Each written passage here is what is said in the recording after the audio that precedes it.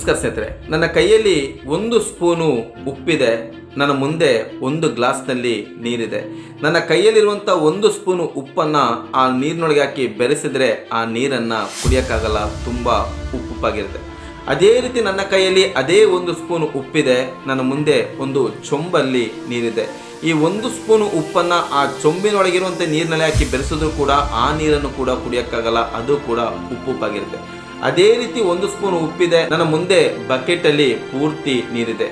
ಈ 1 ಸ್ಪೂನ್ ಉಪ್ಪನ್ನ ಆ ಬಕೆಟ್ನ ನೀರೊಳಗೆ ಹಾಕಿ ಬೆರೆಸಿದ್ರೆ ನೀರನ್ನ ಕುಡಿಬೋದು, ಅಷ್ಟೇನು ಉಪ್ಪಂತ ಅನ್ಸಲ್ಲ.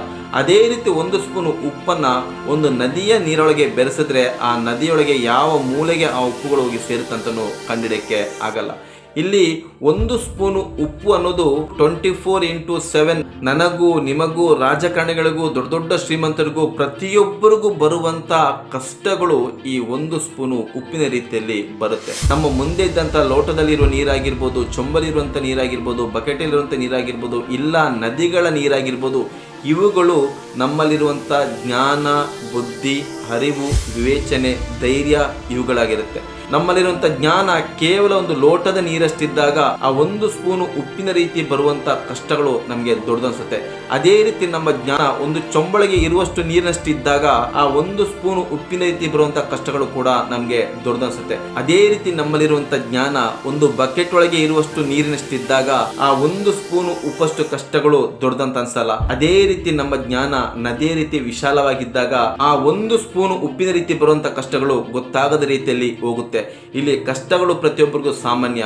ನಮ್ಮಲ್ಲಿರುವಂಥ ಜ್ಞಾನ ಒಂದು ಲೋಟದಷ್ಟಿದೆಯೋ, ಒಂದು ಚೊಂಬಷ್ಟಿದೆಯೋ, ಒಂದು ಬಕೆಟ್ ಅಷ್ಟಿದೆಯೋ, ಒಂದು ನದಿಯಷ್ಟು ವಿಶಾಲವಾಗಿದೆಯೋ ಅನ್ನೋದು ಮುಖ್ಯವಾಗುತ್ತೆ ಸ್ನೇಹಿತರೆ.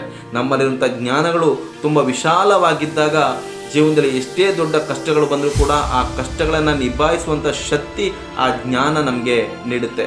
ಇನ್ನೊಂದು ಉತ್ತಮವಾದಂಥ ವಿಚಾರ, ಇತ್ತೀಚಿನ ದಿನಗಳಲ್ಲಿ ಚಿಕ್ಕ ಚಿಕ್ಕ ಮಕ್ಕಳಿಗೂ ಕೂಡ ಅನಾರೋಗ್ಯಗಳು ಅತಿ ಹೆಚ್ಚು ಕಾಡುತ್ತೆ. ತಾಯಿಯ ಎದೆಹಾಲು ಅಮೃತಕ್ಕೆ ಸಮಾನ ಅಂತ ಹೇಳ್ತಾರೆ.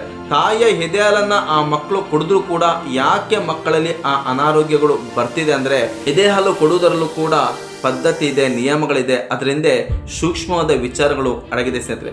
ಆ ಸೂಕ್ಷ್ಮವಾದ ವಿಚಾರಗಳು ಏನು ಅಂದ್ರೆ, ತಾಯಿಯ ಎದೆಯಲ್ಲಿ ಹಾಲು ಉತ್ಪತ್ತಿ ಆದರೂ ಕೂಡ ಹಾಲೊಳಗೆ ಇರುವಂತ ಉತ್ತಮ ಅಂಶಗಳನ್ನ ಉತ್ಪತ್ತಿ ಮಾಡೋದು ಬ್ರೈನ್ ಇಂದ ಆ ಉತ್ತಮ ಅಂಶಗಳು, ಪ್ರೋಟೀನ್ ಆಗಿರ್ಬೋದು, ವಿಟಮಿನ್ ಆಗಿರ್ಬೋದು, ನ್ಯೂಟ್ರಿನ್ ಆಗಿರ್ಬೋದು, ಇದೆಲ್ಲವೂ ಕೂಡ ಬ್ರೈನ್ ಅಲ್ಲಿ ಉತ್ಪತ್ತಿ ಆಗುತ್ತೆ. ಬ್ರೈನ್ ಅಲ್ಲಿ ಉತ್ಪತ್ತಿ ಆದಂತ ಈ ಉತ್ತಮ ಅಂಶಗಳು ಯಾವಾಗ ತಾಯಿಯ ಎದೆಹಾಲಲ್ಲಿ ಹೋಗಿ ಸೇರುತ್ತಂದ್ರೆ ಆ ತಾಯಿ ಆ ಮಗುವಿಗೆ ಹಾಲನ್ನ ಉಣಿಸುವಾಗ, ತಾಯಂದಿರು ಮಗುವಿಗೆ ಹಾಲನ್ನು ಉಣಿಸುವಾಗ ತುಂಬಾ ಕಾನ್ಸಂಟ್ರೇಷನ್ ಇಂದ, ಏಕಾಗ್ರತೆಯಿಂದ, ಉತ್ತಮ ಯೋಚನೆಯಿಂದ ಆ ಮಗುವಿಗೆ ಹಾಲನ್ನು ನೀಡಿದಾಗ ಮಾತ್ರ ಇದೆಲ್ಲ ಉತ್ತಮ ಅಂಶಗಳು ಆ ಹಾಲಿನ ಮೂಲಕ ಮಗುವಿನ ದೇಹವನ್ನ ಸೇರುತ್ತೆ.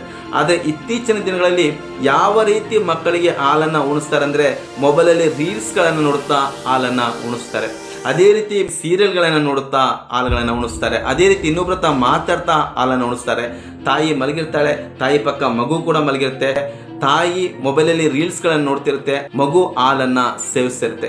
ಈ ರೀತಿ ಹಾಲುಗಳನ್ನು ಸೇವಿಸೋದ್ರಿಂದ ಯಾವುದೇ ಕಾರಣಕ್ಕೂ ಆ ಬ್ರೈನ್ನಲ್ಲಿ ಉತ್ಪತ್ತಿ ಆಗುವಂಥ ಉತ್ತಮ ಅಂಶಗಳು ಆ ಹಾಲಿನಲ್ಲಿ ಬೆರೆತು ಆ ಮಗುವಿನ ದೇಹವನ್ನು ಸೇರಲ್ಲ. ಇವತ್ತು ಎಲ್ಲರೂ ಕೂಡ ಮೊಬೈಲಲ್ಲಿ ಮುಳುಗಿರ್ತಾರೆ, ಇಂಟರ್ನೆಟ್ಗಳಲ್ಲಿ ಮುಳುಗಿರ್ತಾರೆ. ಅದೇ ಇಂಟರ್ನೆಟ್ಗಳಲ್ಲಿ ಇಂಥ ಉತ್ತಮ ವಿಚಾರಗಳು ಅಡಗಿದ್ರು ಕೂಡ ಇಂಥ ವಿಚಾರಗಳನ್ನ ಯಾರು ನೋಡಲ್ಲ.